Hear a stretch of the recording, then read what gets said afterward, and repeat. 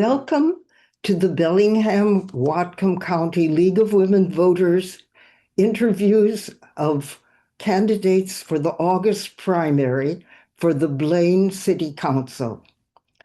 The League is a nonpartisan organization. We never support or oppose a party or a candidate. My name is Mindere Amiran, and my guest is Isaac Newland, who is running for the council from Ward 2. Correct. Hello. We are we are asking all the candidates for this office the same three questions. Each candidate has 2 minutes to answer each question, and the answers are timed. This video of candidate Newland's responses will remain on our website until after the primary elections on August 5th, 2025.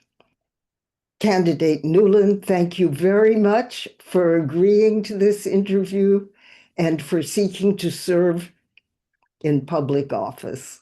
Of course. Thank you for having me. Our first question is, Canadians have reduced their visits to Whatcom County. What impacts do you see on your city, and what do you think the council should do about them? Okay.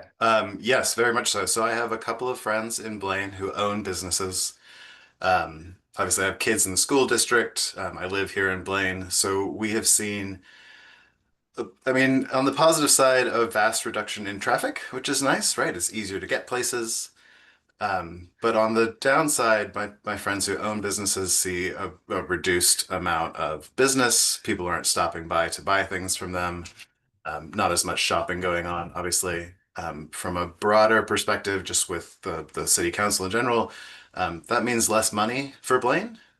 From the people I have spoken with, Blaine gets much of their money that pays for services, that pays for the budget into the general fund from sales tax, and that all comes from tourism for Blaine.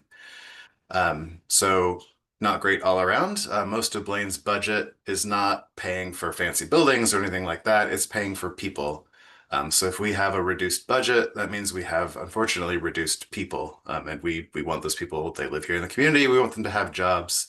We want them to be able to stay here. So, I mean, I think it's a big part of City Council's job to work on two fronts, right? One is we need to be welcoming to Canadians who do want to come over and shop and hang out in this lovely place we live in. Welcoming them, make sure they're aware that while national politics might be crazy right now, we here locally really appreciate them and think of them as our neighbors, and we want them to still come and talk to us and be friends. But in addition, from Blaine's point of view, I think the city council needs to work on kind of diversifying where we get our money from, right? Tourism is great. We live in a beautiful place. People want to come and visit. But having other sources of income into the city's finances, I think, are going to be necessary in the future because we don't have any way of knowing how the future is going to go as far as politics, neighbor relations, that sort of thing. So bringing in other businesses that want to stay here regardless of tourism, local businesses supporting that sort of thing.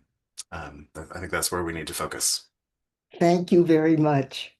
The second question is, what are your views about housing issues in Blaine? Housing issues in general? In Blaine. Okay. Yes. So we have a lot of single family housing in Blaine. Um, a lot of big houses, a lot of old houses as well. So I think one of the big things we run into is affordability of housing, right? So we've got plenty of houses for people to come in and move if they're halfway through their journey in life. You know, they've got a good job, maybe they have a family, they're looking for something kind of a little bit on the more expensive side for housing. That's great. However, we don't necessarily have a lot of options for people who are just graduating from high school. They want to stay in Blaine, they want to get a job, or just graduating from college. They want to come back to Blaine and start their family here. So we need to diversify as well as our economy, also our housing, right? Put in apartments, that sort of thing, kind of a lower end where people would start in the housing market. And also the higher end too. So I've gone through, I had my family, my kids are grown and have left. I don't want to mow my lawn anymore. So maybe I move into something like a little bit more luxurious, maybe smaller condo sort of thing. So people kind of moving out of that single family home into something smaller and opening up single family housing for people who want to get out of the apartment and start their family. So I think we need to kind of make sure we have all sorts of housing available for all sorts of people. And as well as for reducing prices, just having enough supply, right? So we have a building code that kind of hinders growth in Blaine. I would like to help Blaine grow, which creates more housing, which allows more people to move here, and hopefully lowers prices and gets, everybody a chance to live where they want to live. Thank you very much. Here is the last question. Why do you think people are so polarized in their political positions these days? And what would you contribute to a more cooperative working relationship with your fellow council members? That is a good question. So I, in my lifetime, have gotten to witness the rise of the internet and of social media and that sort of thing. I think we see a lot of news coverage these days that is really focused on, I want people to watch my video, I want people to read my story, so I am going to go for the most extreme story, right? Whether or not that story is really accurate of what's happening in politics, or just, it sounds good on a video, or it sounds good on paper, so people are going to read it. So we're confronted with that all the time, right? Just lots of extreme media. I think that kind of polarizes us. So luckily, local city council is not partisan. We're really focused on just what's best for Blaine, um, which is great because I think in general, people working together create way better things than people who are like, my party is right, everything we do is correct. I myself am mostly independent. I see benefits and drawbacks on both sides of the political spectrum. So I like to kind of use that independence to work with anybody who I think has a good idea that makes sense and can benefit everyone in Blaine, right? So making sure that regardless of what somebody's personal views might be, if I don't agree with them, but they come to me with an idea that I'm like, yeah, that sounds great.